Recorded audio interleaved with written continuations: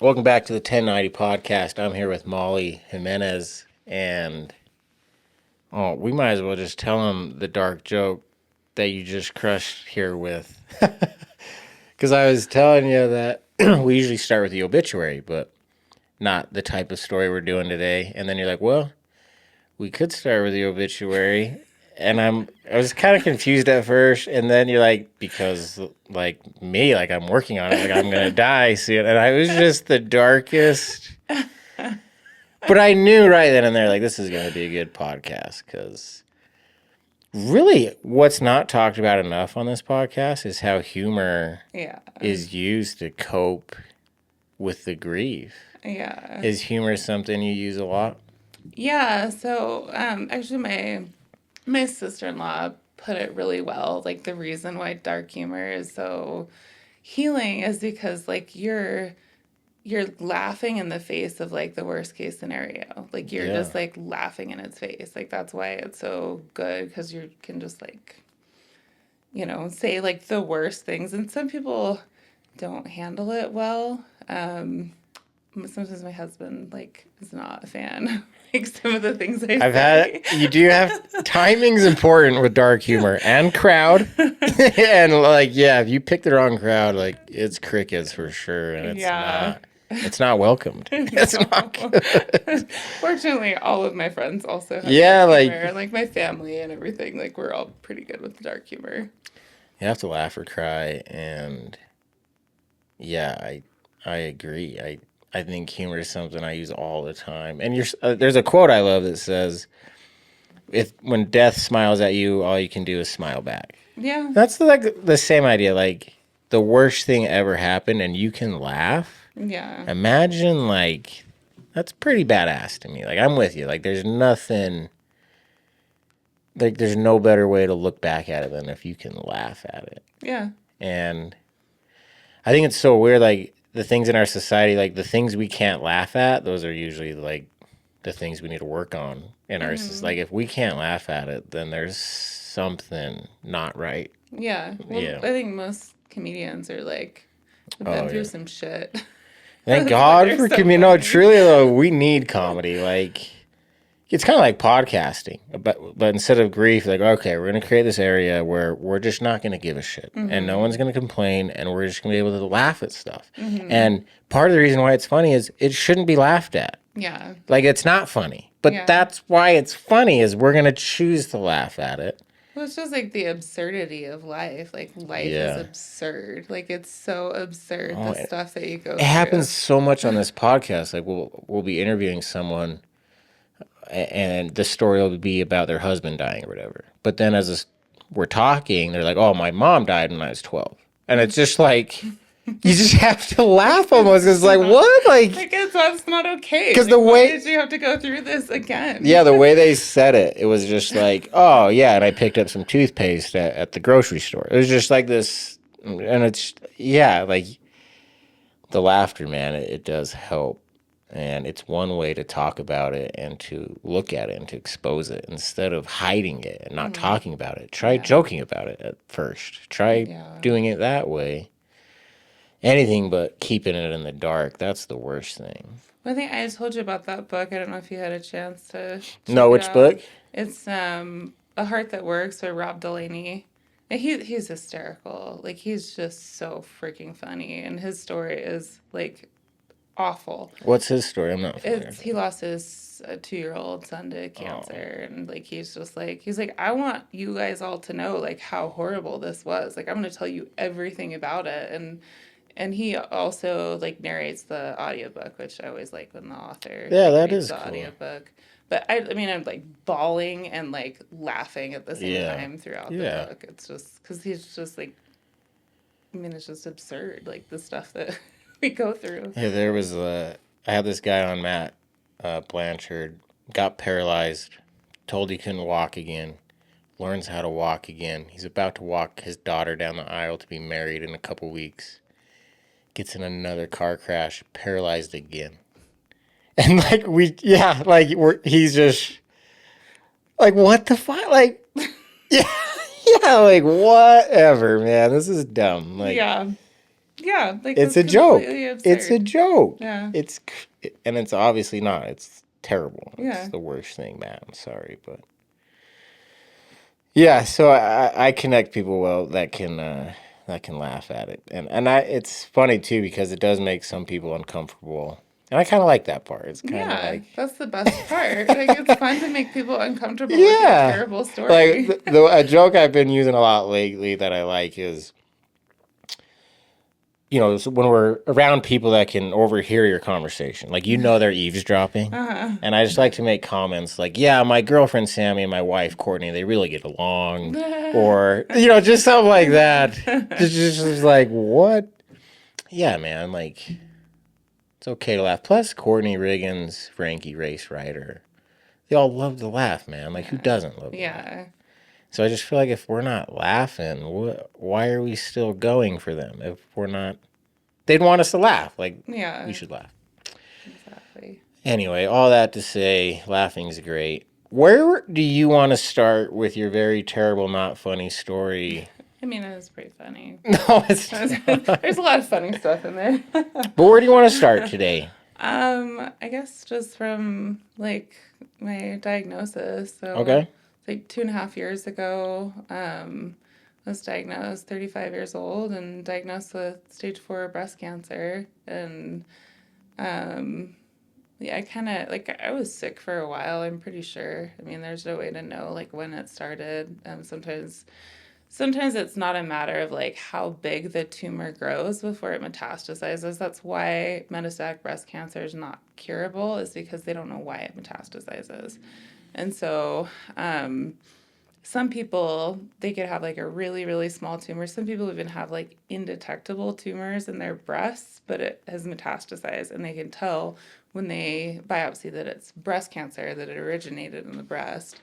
But like some people, there's not like this thing like, oh, if you caught it early, or there's no way to know like all the shoulda, coulda, woulda, whatever stuff. So, but yeah, I just had this like massive lump in my breast, and I I was breastfeeding at the time. That's one thing that like I share with everybody is like when they're trying to assess you for like risk of breast cancer, one of the things that they ask you is like, how long did you breastfeed for? Like, how many pregnancies have you had? Because the more periods that you have, the more cycles that you have, the more you're exposed to the hormones that feed the breast cancer.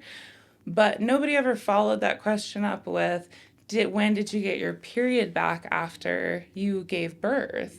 And that's like, I got it back immediately. Like, I was not one of those people who like So didn't have a period. I that would, breastfed for like 5 years yeah, total. that changes a lot with Yeah. just that. But Yep. that's so they don't ask that follow up question. And so I should have, there was some mistakes made, and like I should have probably been assessed earlier. Like, there was a missed opportunity. Maybe like it could have also already metastasized at that Well, point. you're But so young. I don't know. I know. Like, I just, I don't know why I think that because we've had many episodes where we have kids with cancer, Kids. but Uh still, huh. like, my brain for some reason, like, uh, it links cancer with age Mm-hmm. for some reason. Well, I that's how just, it is usually, usually. yeah. Yeah.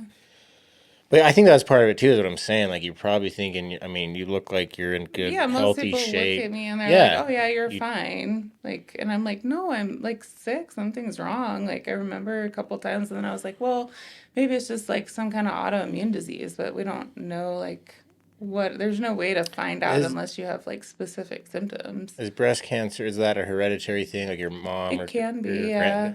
did they have it at all? So there's a bunch of cancer in my family. Like we got the shit end of the stick when it comes Oh, to really? cancer luck. Oh, wow. So I don't know. Like there's nothing genetic um, that they know of yet. There's like 80 something things they can test for, like genetic links to cancer, and I had none of them. And so they're always like finding more stuff, but as far as they know, there's no genetic link. But my mom she's 9 years now, survivor of leukemia. She had a bone marrow transplant. My Damn. dad's got stage 4 liposarcoma. He's going on year 6. He skis like 60 days a year, and like goes in and he had like the whole back of his knee torn out. He had like 12 inches of ribs pulled out. Like he's been through all kinds of stuff and he's still, I just think like we're hard to kill. So You guys, yeah, you guys are cut from a different cloth. Like, yeah. And my God, niece, she had her stuff is like really hard. Like I mean, the things that she's been through, like I don't have any time where I feel sorry for myself. I'm like, oh, why me? Just because I look geez, at her yeah. situation, I'm like I have it good. I lived 35 years of like a normal life before I had to deal with this stuff, and she had lupus at 11 that like destroyed her kidneys. She was hospitalized over Christmas for like months dealing with that. How do you make sense of cancer? Like, why? Like, I don't know with God and everything where you land, but like, are you?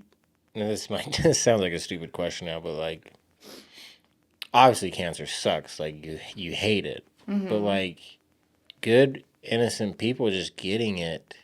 What are your thoughts on that? Like, do you think it means anything? Do you think it's just chaos? I It's don't know. random. Like maybe I mean, I have like a kind of out there theory if we want to talk about like God and stuff, but I think like, maybe we like choose to, because like, I feel like the human experience is like pain. Like that's what it is. It's just pain. Like it's just like, it's also like a lot of awesome things, but like, I feel like this is the only place that we experience hell. And maybe before we like come into this life, we decide what kind of hell we want. I don't know. No, And yeah. maybe some people are like, I don't want hell. I've already dealt with it. Like, if reincarnation is real, maybe we get to like choose the No. kind of hell we want. Like, what does that feel like to like suffer for this long? Or I don't know. Maybe Yeah. it's just like curiosity about like the human experience that I don't know. I've had those thoughts before, but I'm just trying to like what carries you through the day. Like well, I'm not you dead yet, well, so. but you lit. Well, let's talk about that. Like, you can die any week, any month, any day. Or what is I'm that not. like? Yeah, so I'm not on hospice. Like that's Okay, kind of where they're like it's not giving up. Like I but think it's hard for people to understand like that hospice is like a gift. Like it's like a really great thing. Like when you make the choice to not like put your body through so much hell anymore. Like you kind of it's coming at some point, but it's like there's a like now, especially breast cancer, there's a lot of research and there's a lot of like lines of treatment that you can try, but it's a lot of just like throwing something at the wall and seeing what sticks. I'm on my fifth line of treatment now, and it's pretty good like quality of life finally. Like I've been through some pretty hard chemos that were, just they were rough. Like they were hard to deal with, feeling like shit, and and then nothing. I just had bad news like over and over again with like my PET scans. Like it just was progressing. It was like, oh, it's in your liver now. Oh, it's all over in your liver now. Oh, it's like all over in your bones. Like we can't even count like how many spots are like my entire spine, my whole pelvis, my ribs, and like pain from all that stuff. And then I got on this new, and then oh yeah, then we found out it was all throughout my brain. And they're like, oh, we're gonna do not forgetting the brain. we're It's like, oh my god, it was in my brain. gonna do whole brain radiation, which is a Okay, gnarly but treatment. you're so much energy and smiling Yeah, and you're it's genuine happiness. Like yeah, you're I'm not. happy. Yeah, you Yeah, are. I am. How and how do you deal with the anxiety of it and the pain of it? And what is there ever a time, or was there a time where it was dark for you and you weren't so happy? Or how are you able to handle it with so much optimism?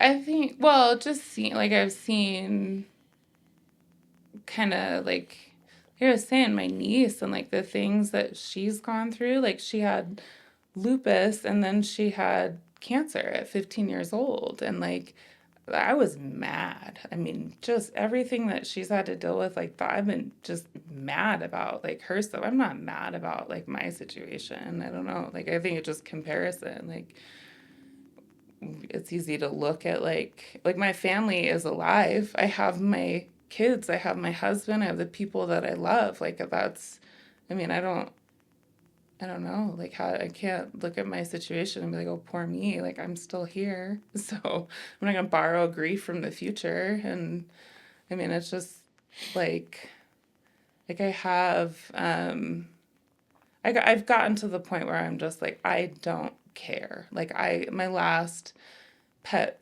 well, my last MRI, they were like, oh, we think you have leptomeningeal disease. If you Google leptomeningeal disease, like, it's like, oh yeah, it could be like weeks to months. Like it's counted in like weeks of survival. I'm like, no, not for me. Like, I'm sorry. It's not my card. Like, I'm not. I don't know. Like, Nah. I'm like, I've had like so much like, ooh, scary cancer news. Like, I'm over it. Like, I'm not going to sit there and cry about it anymore.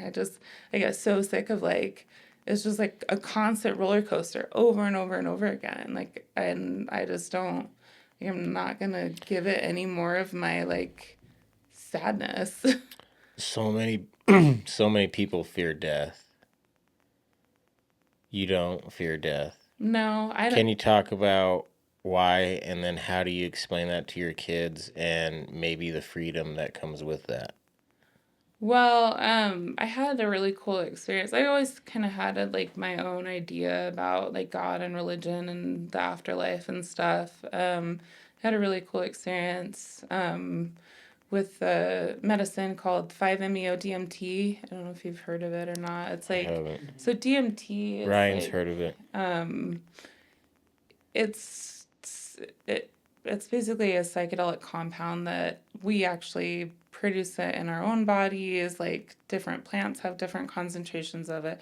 5-MeO-DMT is like the really, really Okay, potent so I version know, of that. yeah, I know. Like sometimes if people die or have a near-death experience, they get like this DMT dump. That's what, Is yeah, that theoretically. I don't know how, theoretically? yeah, I'm not Okay, sure how like well studied that is. gotcha. That I think that's the closest I know anything about DMT. Yeah, so some people call it the God molecule or like the Yeah, spirit molecule.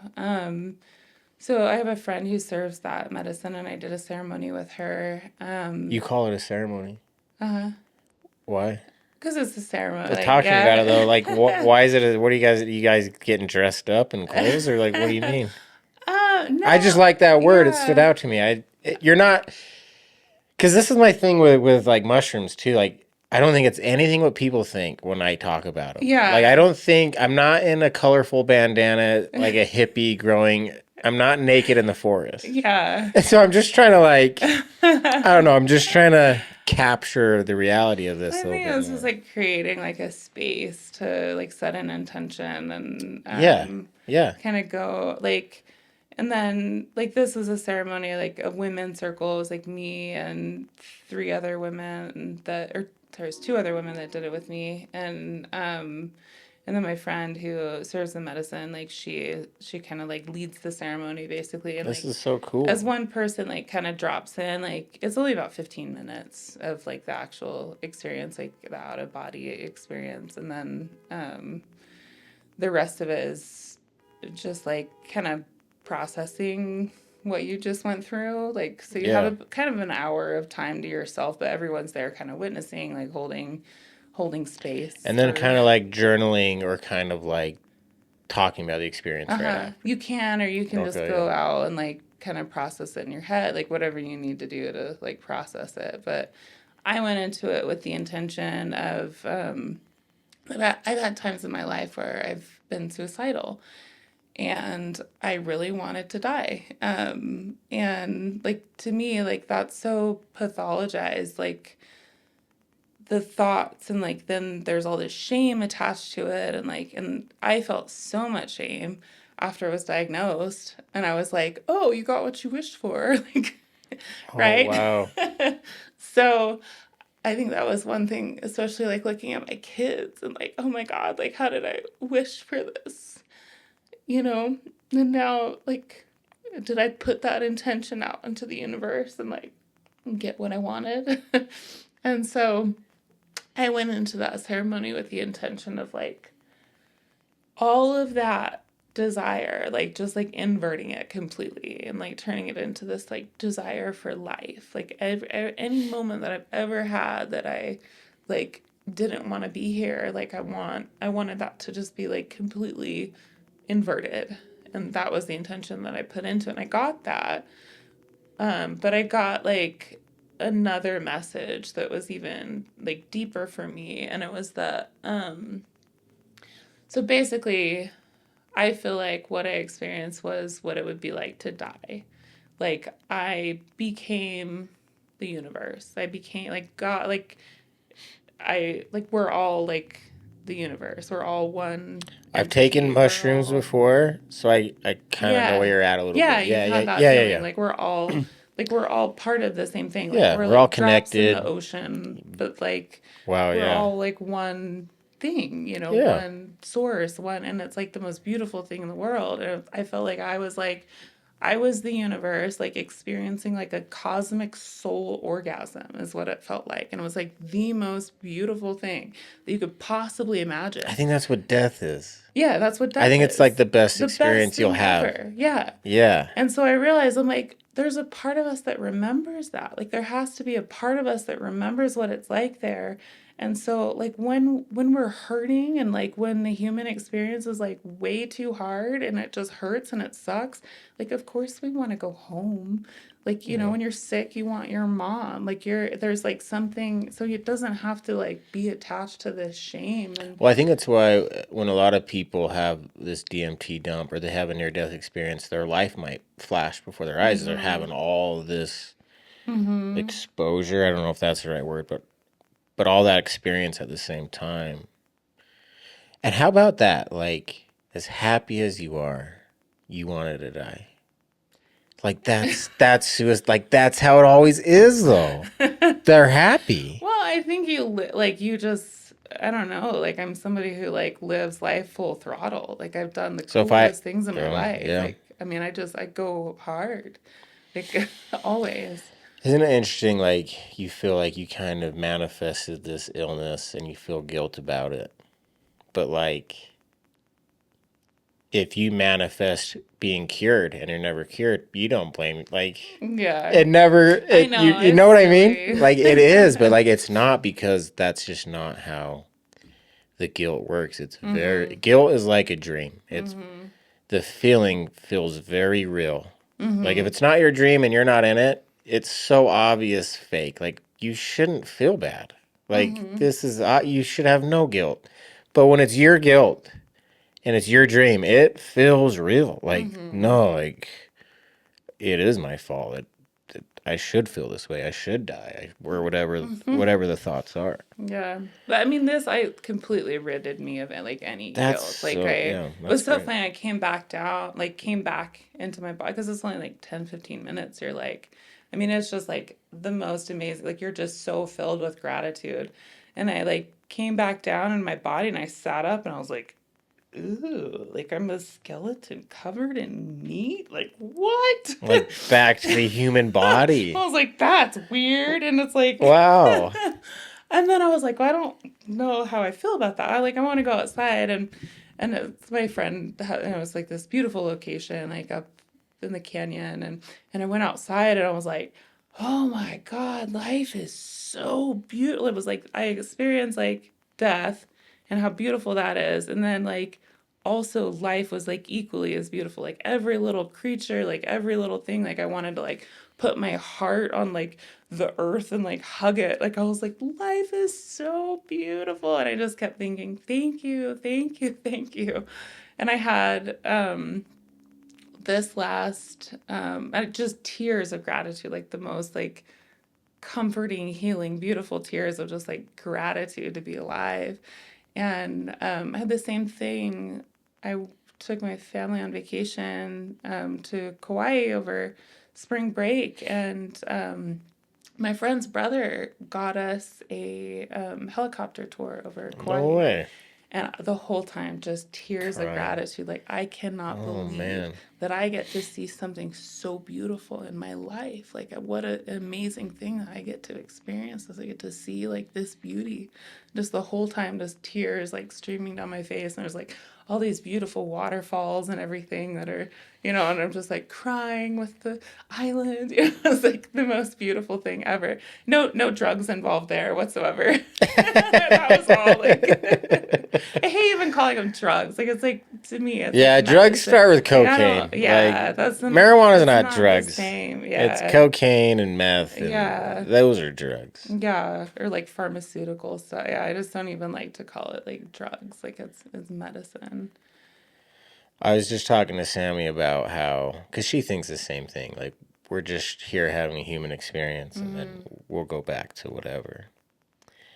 So I don't know. I just think it's a really fun conversation to have, and I just want to dig a little deeper if that's cool with Yeah, of you. course. So Yeah. like, what are your thoughts on this? So like, reincarnation type thing, or there's a heaven we go to, or like how does this play out in your head? I mean, I don't think it really matters. Like it just doesn't.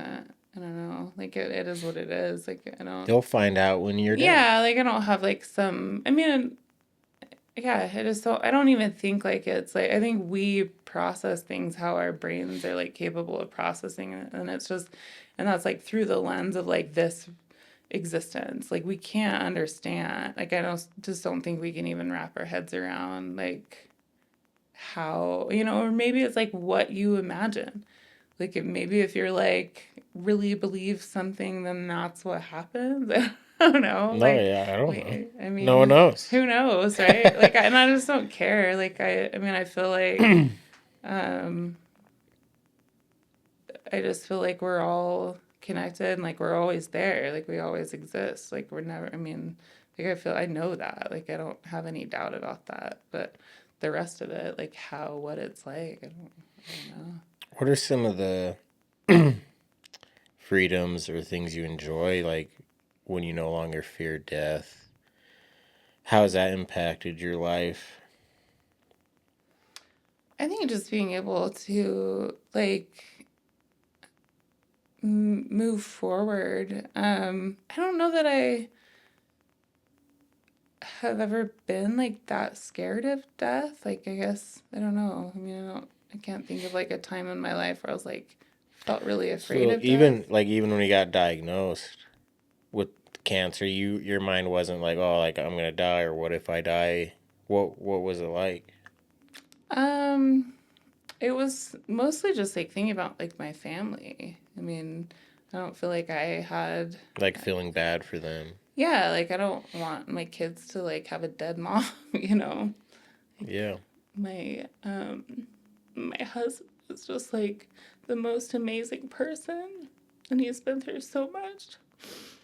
And it's like I don't want him to have to go through more. Like, I don't know. Like, I don't know what he'd do without me. I mean, I don't know. That's like my motivation for living when he like does something stupid. I'm like, honey, like What are you gonna I do without can't me? die I because can't you die. can't handle this. Oh I man. mean, and my little one, I have a 4-year-old, and he's just like the cutest kid. Everybody is biased, but he's literally like the cutest kid you've ever What's seen. his name? Isaac. Oh, He's amazing, and he loves me so much. Like he's just like obsessed with his mom, and my 12-year-old too. But it's it's different. Like when you're that little, like you're just like so attached to your mom, and that's like hard for me. And like I've had that conversation with him. I mean, I've talked to them from the beginning. I talked to my 12-year-old like as soon as I was diagnosed. I told him. I mean, I just like I don't know. Like I've taught. Like we just have conversations about it, and you told him I have cancer and this might happen and this might yeah, happen, like or full on conversations about all of it because they're gonna hear. my hair's gonna fall out and I'm gonna be sick and I'm gonna have to Mm-hmm. do this and When I was breastfeeding my little one, so like I was like, yeah, like I'm gonna have like a one less boob, like where they're gonna go and cut my boob off. Like, how do you yeah. explain that to your 2-year-old? You know, Yeah, it's like, tell us about the breast cancer, maybe like the pain of the treatment, and then what are like some things we wouldn't really think about, like just the awfulness of it and how it plays in other aspects of your life that maybe most of us wouldn't really think as primary things. well, it's So one thing about stage 4 that people don't necessarily understand, there are like some stage 4 cancers. So depending on the cancer, there are some stage 4 cancers that are effectively like curable in some cases, or you can reach like a remission for like a long period of time. Like they're none of them are the same. And one thing that's hard, I think, with stage 4 is like they're trying to like have like quality of life, and like they're trying to like extend your life. Like they're like basically it's a terminal diagnosis, but it's not really considered terminal until you transition to hospice and like you've kind of exhausted all your resources, and it's just like you're in a losing battle, and then you choose to transition to hospice. But the thing that is like, because people always think like, cancer, you lose your hair, like you go through like really hard chemo. So like women that are facing a stage 4 breast cancer diagnosis, like they're actually not going through that type of chemo. So like you can see somebody that looks completely healthy, has all their hair, has like nothing wrong with them, and they And have like the worst case really, scenario basically and that they're they're going through treatment as well. yeah, so the treatment that they're going through, they usually start with like endocrine therapy if it's estrogen receptor positive, and they have it's like they shut your ovaries down. You go on something called a CDK4/6 inhibitor, which is just like basically disrupts like the cell division process. Like they've found different ways to like target different things, and sometimes that can buy you like years. Like there's women that are on their first line of treatment for like 5 years, and that's actually pretty Yeah, good it's prognosis. very not consistent. Yeah, like some Yeah. people live for a while, some don't. It's Mm. very every situation is not the same. Your husband, your family, your husband and your kids. What's this like for them? My husband is just like a rock. Like I think like when I'm okay, like that, like if I, it's hard when I'm in pain. Like I was in a lot of pain the last 4 days, just randomly. I'll just have like shitty pain, like it feels like a broken bone or something, and then I have to take pain meds, and it's like just sucks, and like that's really hard for him. Like whenever I'm in pain, or when had this incident like a couple weeks ago where they had to drain like 3 cups of fluid from around my heart. It was like to the point where it was like about to like affect my heart and like have like heart failure. And luckily they figured it out. I couldn't breathe. It was like backed up into my liver. I had like fluid in my Yeah, lungs, and so and then when they drained the fluid, then I had acute pericarditis, which is like heart attack level pain. Because like all of a sudden, all this fluid that was like kind of buffering like the heart from like the lining of the heart was is gone. wow. And then it was just like rubbing. It was like Yeah, 10 out of 10 pain, and they weren't managing the pain well. And it was so like those things are really hard for him to, because he just feels helpless. I think you it's a just lot have to. harder on your Yeah, you just have to caregiver. watch and Yeah. My yeah. kids, I mean, my kids are good. Like I think my little one just kind of knows like that I'm, you know, in bed sometimes, and sometimes we're out riding mountain bikes and doing jujitsu and, living normal You're life. living like And you're doing things yeah, despite the cancer. Yeah, you're. yeah. Even if I feel good, like I go all out. I mean, I was using a walker full time. I can't even go to the bathroom without a walker for about like 2 months, and then they radiated cancer all throughout my pelvis, and they radiated all that, and I was able to get back to training jujitsu, and I have to be careful about like who I train with now, but yeah, I don't know. It's like when I say roller coaster, I mean like roller coaster. Yeah, I can't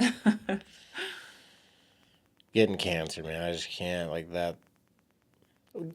Well, you don't. I was gonna ask the anger, but you don't. You don't have any anger over there. You're just mishappy over there. I mean, I've had like No, some pretty I like heavy no grief. for Like sure.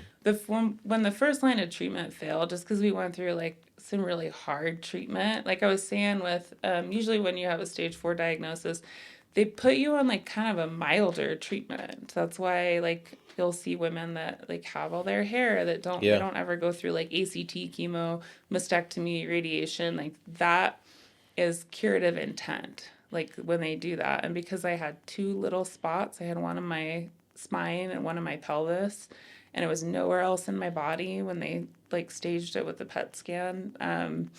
They it's a little controversial to do it, but there has been some evidence that shows that treating it with curative intent can buy you a lot more time. And I just was one of the unlucky ones where It didn't buy me that go time. that way Like for as soon you. as I was done with radiation, it started growing in my liver and my pelvis, and yeah, and then the lining of my heart, my brain. Now it's like the leptomeningeal, which is like super gnarly. But I mean, I finally found this line of treatment I'm on now. It's like actually working. Like I had it looked like two different people on like 2 months difference in PET scans, which is Oh, completely out of my liver, out of my bones. It's shrinking the mets in my brain. But now it's like, oh, now it's spread to the lining around your brain and your spinal cord. So now I meet with a specialist next week to figure that out. just So it's like laughing as you we say, just had like really, really good "Now it's around your news spinal and cord." then really, really bad news. And you're like,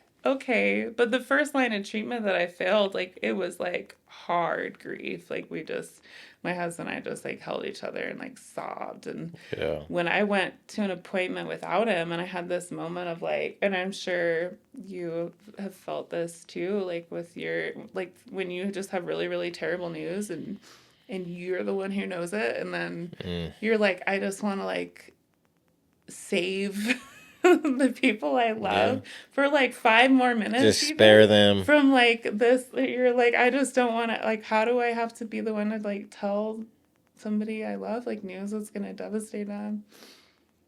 And yeah, I mean, we struggled with that for sure. That was hard, but after that, it's just like you get used to getting shitty news all the time, and you're like, oh, I interviewed this guy named Matt recently who had cancer, and then he just passed away.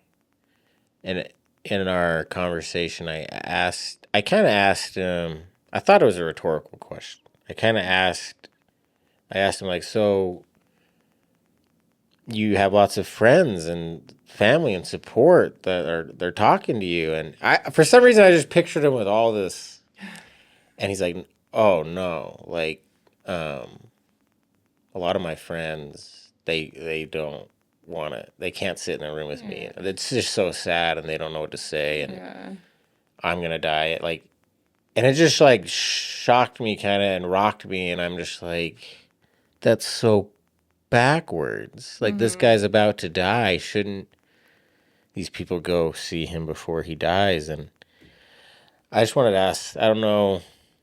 And one thing I've learned talking to people with grief is usually their circle of friends or whatever does get smaller, but Mm-hmm. it gets a lot stronger. Mm-hmm.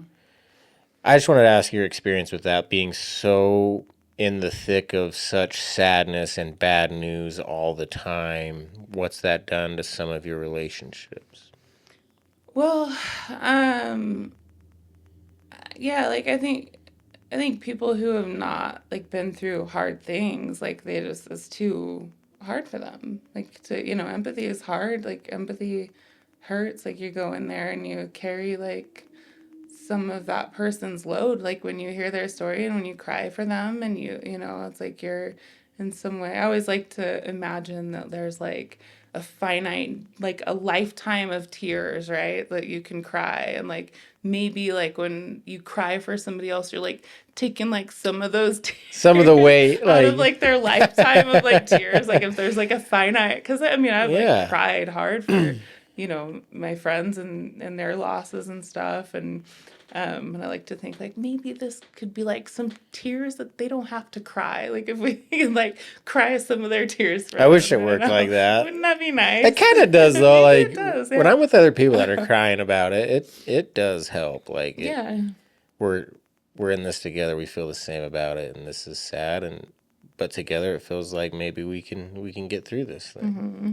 Yeah, and I think it's easier to just stay away because like you don't want to hurt and you don't want to be sad and you don't, and um I think that like people who I wouldn't have expected to show up for me have, like people I didn't realize, like just like in the most amazing ways, and like people that I thought should show up better for me, like didn't. And like it's okay. I mean, I don't know, like I have a really, really amazing group of friends that, and they've all experienced like pretty terrible losses in their life. And I think, it's like I always laugh. I'm like, you guys, you're like, it's like you're adopting like an old dog. Like you like, like you're like getting even closer to me and my family and like showing up for like you're signing up for grief when you Like adopt it's an old coming. dog. Like, But that's literally like that's the whole love thing. Like if you mm-hmm, fall in love with someone, like that's what you're signing up for mm-hmm, is heartache later, mm-hmm. because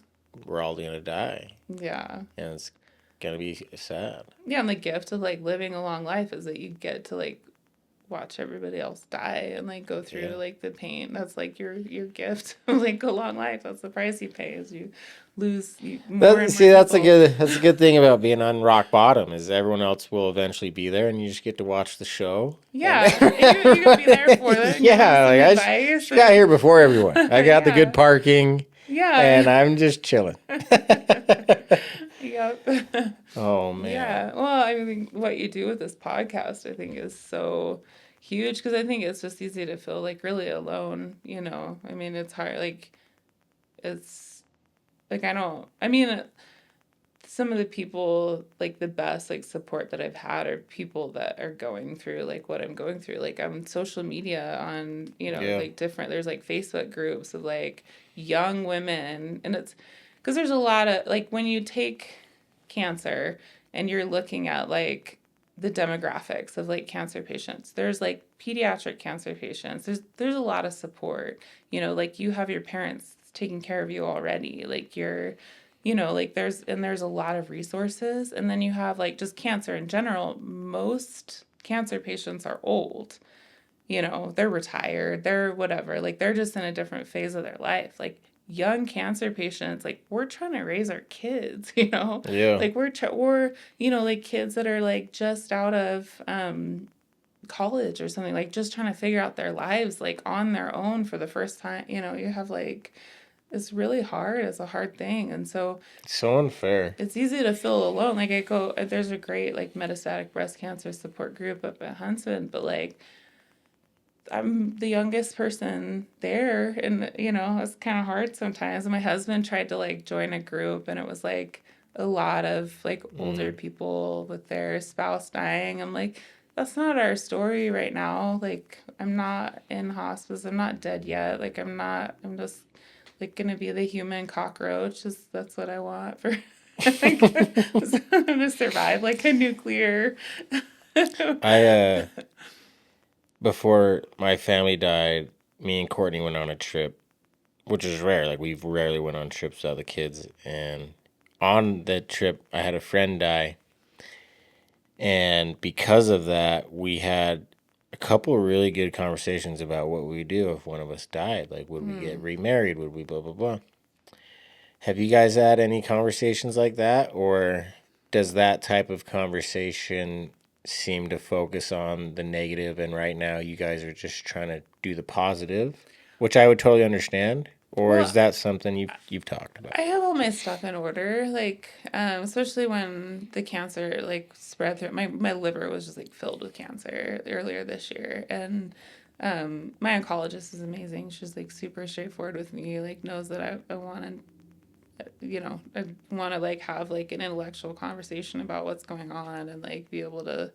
And she's like, yeah, that, like you got to get your stuff in order because if it goes, like it could be quick. I was like, well, like what happens if I just stop treatment? She's like, you'd have a few months. This is how you would die. Like, she was able to kind of like spell it out for me so I How can. would you die? Sorry, I'm just curious. Like, do you Well, remember right what she? now it's different because now it's not in my liver. Now it's like the most dangerous thing for me right now is the leptomeningeal disease. So that's like a new conversation. I meet with a neuro-oncologist next week, and so I'll find out more about that. Sorry, I didn't mean to sidetrack.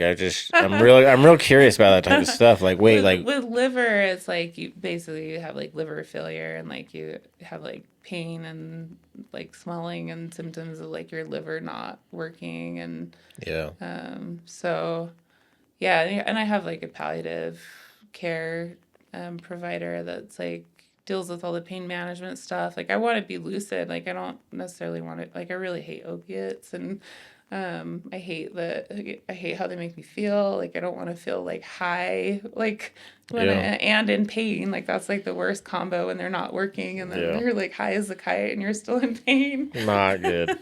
So, No, not the like, combo you want. no. So there's like different tools and so actually ketamine is one of the ones that they Have you done like. I ketamine? haven't yet. I've been Wow, talking. I would love to hear your DMT compared to ketamine. Yeah.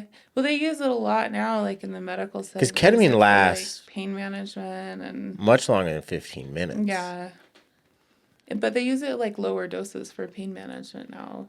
Do they? So yeah, so I'm trying to like also just explore like what my end of life is gonna look like and like how I want it to be and stuff. And my husband has a hard time with those conversations. Like I think he, Denial, like yeah, like and there's maybe not definitely a that, certain but amount of it denial for just feels him. like, just speaking from my own experience, like when you're trying to move forward, it just feels like part of you it feels like you're giving up on them or you're Yeah, betraying them. And so yeah, I think that it just might come with that, like that type of conversation. Like if Courtney wanted to have that conversation with me, I could very much feel myself be like, whoa, we're not even talking yeah, about that because we're yeah. staying on this thought process of you're getting whatever. Mm-hmm. Yeah, like we're living in the moment and stuff. So I think, yeah, but then like you have to talk about the reality. Like you might die. Yeah, I mean, I You will, will I die. will. Yeah, like I know what my Grim Reaper looks like, and which is kind of a blessing. Like there's some blessings in dying from cancer. Like I get to hear all my eulogies before I die. Like how cool is that? You Like get people have there's an opportunity to tell me how much I mean to them. Like that's amazing. You know, before I go, I get to hear like the impact that I've had on people's lives, and that's really cool. And I get to like say goodbye to my kids. I get to, like I get to tell them like what I mean it was it was hard to tell my 4-year-old we all die. Like he was very sad about that. Now he just takes it in stride. He's like, yeah, when you say goodbye to your body, like and yeah. he's like Kids are the best, man. and I just tell him like, I'll always be there with you. Like I'm always gonna be there with you. I have these books I'm writing to them. Like I have all this stuff. Like I get to like prepare my family to live without me and like think about like the finances and like how my husband's gonna make the mortgage payment and like what like I remodeled like one of the biggest things. I'm a carpenter, and so I really wanted to build a house for my family. That was something that I really wanted to do, and I wasn't able to do that, but I was able to like buy a house last year and like remodel everything. Like I poured my heart. I was going through chemo. we I'm listening to this like you're a carpenter with stage 4 cancer. Like I don't I even know. vacuum my carpet and I I would have go no and cancer. pass out. I worked on that house every day for like 12 hours a day for Yeah. 4 weeks straight. And I would just like after chemo, and I would just go and I would You're just a like badass. pass out, like drooling, like face down on the carpet for like 30 minutes and like get up and keep working. And I tore my poor husband, speaking of like trust, the first house he's ever bought, and he goes and like the minute, second that we had the keys to the house, I'm in there ripping the floor up, tearing out walls. And it's like, I just spent more money than I've spent in my life on this house, and you're ripping it apart. That's where the anger was going into the house, Oh, just yeah. ripping things out. Yeah. So, yeah, I mean, I was able to like do that for them, and like they have this beautiful house, and like I'm in that house. Like and I still am like, this is grandma's house. I'm like, this is gonna be grandma's house. Like I still have this thought, like maybe, I want to Yeah. be an old lady someday. And Oh, who knows, like maybe if I like live long enough, like they'll find something and I'll be able to live. I don't know. I mean, I'm not like discounting that possibility, but I'm also like dealing with the realities of my diagnosis and like just being like, okay. Like, we're prepared to face it. So if you did die sooner than later, what would you want to say on a podcast like this to have said as you die? What would you want to say? I don't know. I guess. Kind of a dramatic question, I know. Like, it really loading that one up for you. Last words. What are your last words? Or someone that just got diagnosed with cancer. What would you tell them maybe too? I just don't borrow grief from the future. Like, if you're alive now, live it, you know? It's like, there's just, like, don't suffer. We can create as much suffering as we want in, like, hard situations, and, you know, and there's a certain amount of it you just have to. But, like, you can also be okay, and I don't know, I mean, like, literally count, I don't know, it's like all, like, platitudes, count your blessings, and you know, but it's real. Like, live one day at a time. It's like, literally, like, you have to live. That's one of my go-tos. Like, one day at a time. Yeah, one day at a time. Like, in this moment, everyone is okay. Like in this moment, we can do it. We're doing it somehow, actually. Yeah. Yeah. Yeah. And I mean, I think I'm like everyone's, like, worst nightmare when it comes to cancer. Like, I'm like the worst case scenario. And so, like, everybody, I'm like, oh, I don't want to be you. I don't want to have stage 4, you know. I had to leave some of the groups that were, like, early stage cancer, because like I'm a really empathic person, or empathetic. I don't know which is the right term, but I have a really hard time when, like, somebody's like, I have stage 0 cancer, and they're, like, crying, and they're sad, and they're scared, and I'm like, I know it's gotta be scary, but, like, read the room. God damn. Like, really? Like, yeah. Oh, like, I wish I was you. Oh my God, I wish I was you. Like, that would be amazing to go through, like, 6 months of, like, shitty treatment, and then, like, be okay, like, and have, like, life to look forward to. That'd be amazing. Yeah, when I hear someone complaining about their kid, I just get so mad. Oh, I bet. I'm like, I just can't right now with that. Yeah. Yeah. Like, I'd love for... Yeah. I mean, logically, you can be like, yeah, I get it, but then... And it is hard because, like, these people they have valid concerns. And, like, it is. Like, that does suck. But, like, give me a break. It's like, you're 10 out of 10 pain is and they're 10 out of 10 pain. Oh, man. And that's just... But again, like, that's why I love podcasting is... Man, because grief, it just makes you so selfish. And so for me, for so long, I was just, like, couldn't think of anyone but myself. Mm.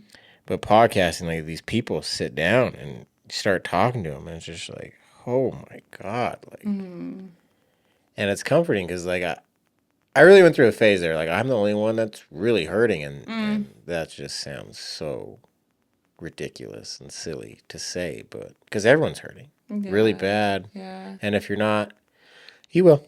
Just wait a minute. This is a brutal life. It'll get you. Yeah. But yeah, the optimism and the joy that you have with stage 4 cancer, like, if you could bottle up and sell it somehow. I think they did, actually. I think it's called cocaine. I think that's basically... I don't know how you have the energy. And the hair looks great, by the way. Thank you. Yeah, like, I gotta keep it short because I might lose it. Losing your hair sucks. Like, that is such a... Like, I mean, it's such a, like, superficial thing.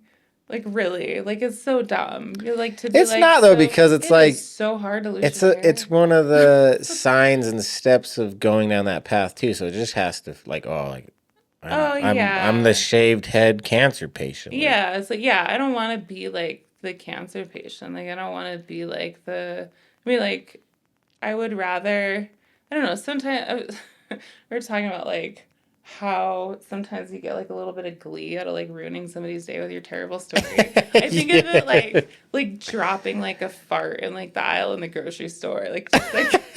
Like you're gonna ruin their day for a minute, but it's not really gonna ruin their Yeah. day. But then like you have like the opposite where it's like when it's people who really care about you and like Yeah. really care and like you telling them that news is good. Like it's like I think just in comparison to like how awful it is, like when you see the people around you like suffer and like you're like the bad news fairy. Like I've been the bad news fairy for like and it was like ruining everyone's day with like my shitty news all the Yeah, like, time. don't come over here. Don't say anything. People that like really care about me, I just like over and over again. I'm like, yeah, well, now it's here. Now, it's just like, and I see like how it Mm. affects my friends and my family, and like it just sucks. And when it's somebody who doesn't really care, you're just like take that. Like it was just. No, like it's not gonna. You're not really gonna care. Like it's just Yeah. gonna like make you feel sad for a minute. Like No, it's so true. Like, it's so true. you get like this like sick glee out of like dropping a fart in the sky. The dropping a fart in the aisle analogy, that's a good one. I'm gonna have That's all to. it is to them. It's not like they're not even think about it in like 5 minutes. Yeah, but sometimes you think it's a fart and it's a shart, and you lose it on them. And then you're the one that Yeah. and then you screwed yourself over because you brought it up. Yeah. Well, anything else you want to say or talk about before we wrap this up and get into your top 3 favorite bands, What's your favorite band? which I'm excited about? I don't know. I guess I don't know. Do you have any other questions? No, I just feel like, I don't know, whenever I do the cancer thing, I'm always just so mad for the person. And I feel like I'm more mad than you are for you. Yeah. And I also think your family having cancer around you that we talked about at the beginning, I think that is playing a huge role Yeah. Yeah. with how well you seem to be handling it. I think it's just like you're looking around and you just have examples of people dealing with it every day. I think and it's people close to you that you really love and care about. I feel like that helps you. Yeah, that makes it easier. And I think just like, I don't know, like just physically doing like hard stuff. Like I like to do hard things and I like to like challenge myself and do, like put myself in hard situations. I've always done that and I just think of it like you're like the only thing I like to have adventures and like adventures are not like the easy like whatever, They're like, always hard. yeah, They're they're always always like, brutal. something goes wrong and they make the best stories. And it's like when you pack for an adventure, like you have what your own fortitude and you have like the backpack that you have on and like that's it. Like you can't decide like what is on the path ahead. You just have to have faith in like your ability to handle it. And so, yeah, that's where I'm at. And I don't know. And hopefully, like, people can look at that and take something from that too. Like, I hate the, like, oh, you're so inspirational. Like, it's just, like, such an annoying thing to hear. But, like, also, like, I appreciate it. But why Sometimes is it annoying though? Do you it's just think? because it's, like, one of those things that, like, people say. Like, some people say it and really mean it, but some people say it just to, like, say it because they don't know what to say. Like, Yeah. there's a different, like, people, I don't know. And then it's also like, well, what do you want me to do? Like, this Yeah, is I'm the just hand I've been living. dealt. Yeah, like So, I'm not gonna, I don't know. I yeah. mean, like I don't want to feel sad and They're just trying to be nice, I think. But yeah. you are an inspiration, though. So I'm not trying to, like, downplay that, but, like, yeah, like, these people that say things sometimes, not sure if they know, like, how it hits us, you know? Like, how we Oh take it. yeah.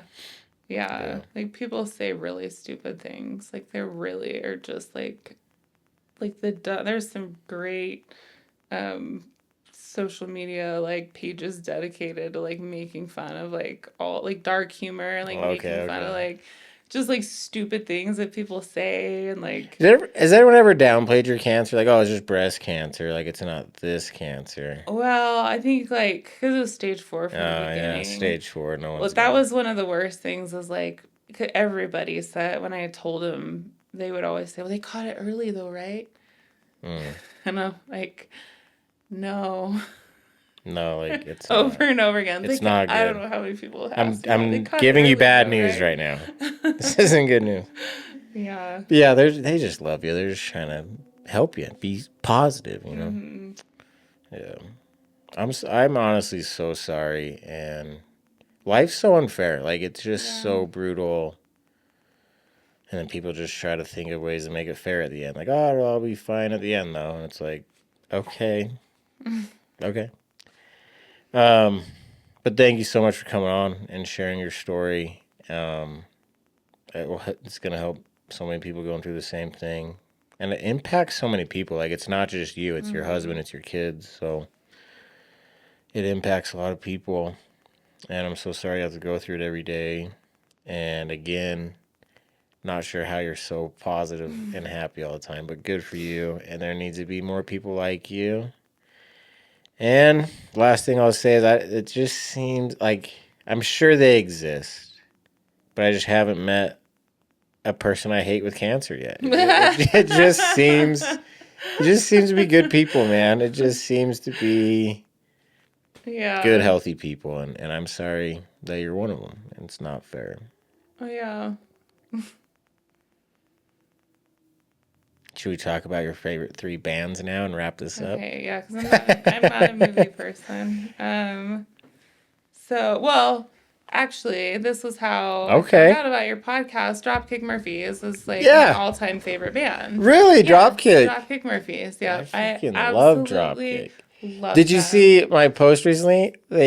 I went to their concert and they dedicated So it. I was there with my You were there. son. Oh yeah, yeah, yeah. I've talked Yeah. about this now. Yeah, Uh-huh. yeah, yeah. So that's how, yeah. So I was, so last year I sent them a message and Ken Casey's just like such a great guy. Like He's just like the best. so nice. He's So nice. amazing. And I just sent, because like I was bringing my son Hank, who's like Rose Tattoos, like his favorite song. Like Yeah. when he was a baby, actually, he hated riding in the car seat, and I would play. I can't remember which album it was, but I had just like one album in there that I would play like super loud, like when he was having a hard time, like in the Yeah. car, and he would just like calm down. Like he's been a Dropkick Murphys fan since he was like Yeah. an infant. It's the same thing with me. I would drive the kids around the neighborhood to help them fall asleep Uh-huh. at night. And we'd always listen to Rose Ted. He'd always ask for it. Like, Yeah. what's because they kind of chant it, Yeah, it's like and a wall of sound too, with all yeah, the instruments and like all their like harmonizing, like different, just and Riggins, he couldn't say his R's great, so it was like Woe's tattoo. Like, oh, can you play Woe's tattoo? It's just like, yeah, oh. Yeah, that's so so great. last Yeah, year I was taking Hank to see them for the first time, and I was my 12-year-old, and he I just sent him a message like, "Will you dedicate You'll Never Walk Alone to my son Hank?" And because they have like super great punk rock version of that yeah, song, and they're like, "Well, you can come back and like meet the band." And, yeah. like, and They're so yeah, cool. they like hooked us up. We didn't end up, they were like, yeah, there's like after party bracelets and whatever. And I was like, we didn't end up going because I was just there with him. But yeah, he got to, and I surprised him with it. Like, he had no idea when we went there. I was like, Yeah. hey, guess what? Like, we're going to go back here and meet the band. And so then they like did that and then like dedicated the song. This goes out to our friends So Molly cool. and Hank. And That's so. Yeah, he does such a good job. Like, took his time, said the name Mhm. correctly. Like, did a really good job. It wasn't like a quick. Like, he took his time with it, and it was so nice because so many people died, and so it was nice to just have a moment for Riggs. Like, because they're usually all connected, which is great. But it was for his birthday, that song, Yeah, and that's so cool. It was on his birthday. I did. Yeah, that was so. It was great. Wow, Yeah. I love that. So, Dropkick. Yeah, Is it your Dropkick first Murphys all band? time favorite. Yeah, and then I guess I should have thought about this first. Let's see. I don't know, probably just drawing a blank here. Do you want me to list 3 real quick so you have time to think? Sure. I'll go with Metallica. Man, this is hard. It is hard. It's like I know my favorite band, but I'll go with Metallica. I'll go with Dropkick. I love Dropkick. And I'll go with...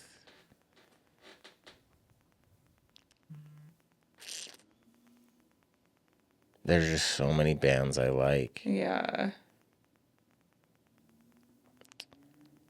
I think Steel Drivers would be number 2. Steel Drivers? I've never heard of them. They're the best.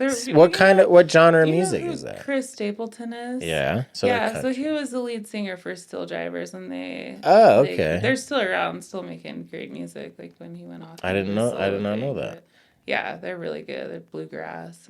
Yeah. Okay. Yeah, they're awesome. And then, dang, I don't know what would be number 3. I feel like I need to look at my Spotify. Like what Yeah, like who do I even listen to? It always changes too. I'm going Metallica, Dropkick. Give me man. Ryan, what would you say? Ryan, if you had 3 bands. They have to be bands. I think Social D would be number 3. Social what? Social Distortion. Well, I haven't heard of them either. What? Are you I know. serious? I know. I just listen to Metallica all day. So good. What genre are they? They're like rockabilly punk rock. Like Okay. they've been around for a while. They're Yeah. awesome. I'm sure you've heard their music. Maybe if a song played, I'd get it. Yeah.